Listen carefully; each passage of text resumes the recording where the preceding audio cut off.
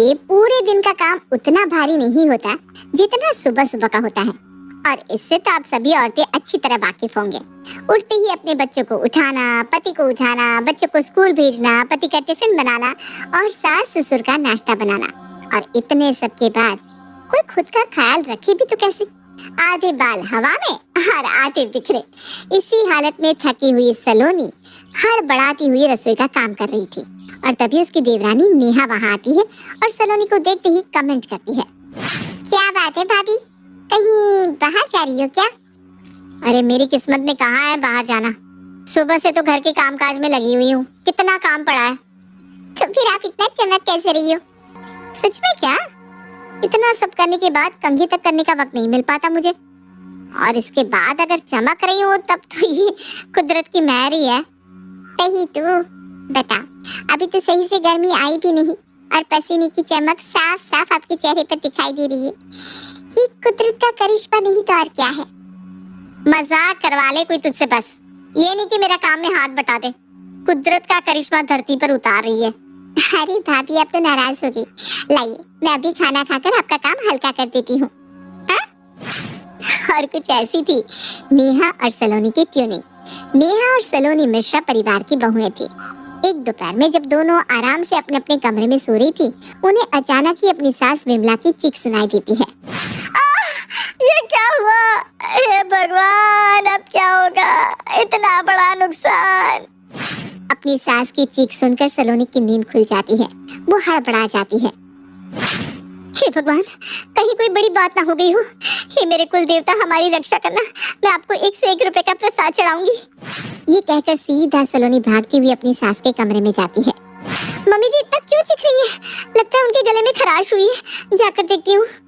दोनों बहुएं जैसे ही अपनी सास के कमरे में पहुंचती है, देखती है कि उनकी सास अपनी अलमारी खोलकर चारों तरफ साड़ियां बिखेरकर जमीन पर बैठी हुई है। कहीं कोई गहनों की हेराफेरी तो नहीं होगी? हे भगवान, बोलिए ना मम्मी जी, इतनी जोर से क्यों चीखी आप? चिल्लाऊंगी नहीं तो और क्या करूंगी बहू।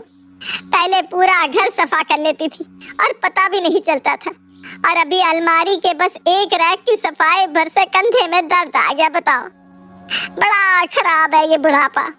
ऊपर से इस साड़ी को देख, ये पड़ी पड़ी कैसे फट गई। अब मैं क्या करूं, खुद से हो नहीं पाएगा, और इतना बड़ा काम किसी और को सौंपने में भी सोचना पड़ता है। कौन ले पाएगा मेरे अलमारी को साफ करने की जिम्मेदारी? एक तो सलोनी अपनी देवरानी के मजाक से परेशान थी, ऊपर से अब सास की ऐसी बातें। ये तो बड़ी जिम्मेदारी का काम है मम्मी जी। आपको जो उसके लिए सही लगे आप उसी को ये काम दे दीजिए। इतनी बड़ी जिम्मेदारी के लिए मुझे तो तू ही सही लगती है बहू, इस घर की बड़ी बहू जो है। ये भी मुझे करना है, पर ये तो बहुत बड़ा काम है मम्मी जी, मैं कैसे कर पाऊंगी?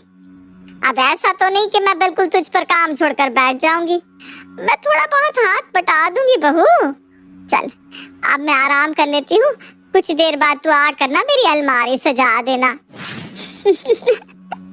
बेचारी सलोनी फिर से फंस जाती है, और इतनी बड़ी बात हो जाने के बाद नेहा कहाँ सलोनी को छेड़ने का मौका छोड़ने वाली थी। वो तो पूरे दिन अपनी जेठानी के पीछे घूमती एक ही बात कहती जाती है, बहुत बड़ा काम मिला है भाभी आपको। बड़ी जो है, आज समझ में नहीं आ रहा खाने में क्या बनाऊं। रोज ये आलू मटर खा खा कर मेरा तो मन उब गया है। दोपहर में बड़ी की सब्जी बना लो ना भाभी, फिर आप भी बड़ी और सब्जी भी बड़ी। रात को ऑफिस से पुनीत और प्रेम घर लौटते हैं। तुम दोनों अंदर हो तो दरवाजे के बाहर कौन खड़ी है? खड़ी नहीं होगी भैया, बड़ी होंगी। आज इस छुटकी को क्या हो गया है, हंसती जा रही है? बौखला गई है सुबह से, इसी तरह छोटा बड़ा और पता नहीं क्या क्या कहकर खुद में ही हंसती जा रही है। आप और प्रेम हाथ मुंह धो लीजिए, मैं खाना लगाती हूँ, और उसके बाद बताती हूँ आप दोनों को नेहा की करतूत। नेहा को घर पर इसी तरह बहुत प्यार मिलता था, चाहे वो किसी से भी मजाक करे, और इसी तरह हंसी मजाक में रात कट जाती है। और अगली सुबह घर पर आता है एक पार्सल। नेहा भागते हुए उस पार्सल को लेने जाती है, पर सलोनी उसे रोक लेती है। पार्सल मेरा है, चाहकर भी तुम उसकी पेमेंट नहीं कर पाओगे नेहा, इसलिए रहने दो। क्या है पार्सल में भाभी? आपने तो मुझे बताया भी नहीं कि आप कुछ मंगवा रही है। इतनी पराई हो गई हूँ क्या मैं? अरे यार, मैंने किस रंग का एक्सपेक्ट किया था और ये क्या आ गया। छोड़ो, आईफोन तो आईफोन है।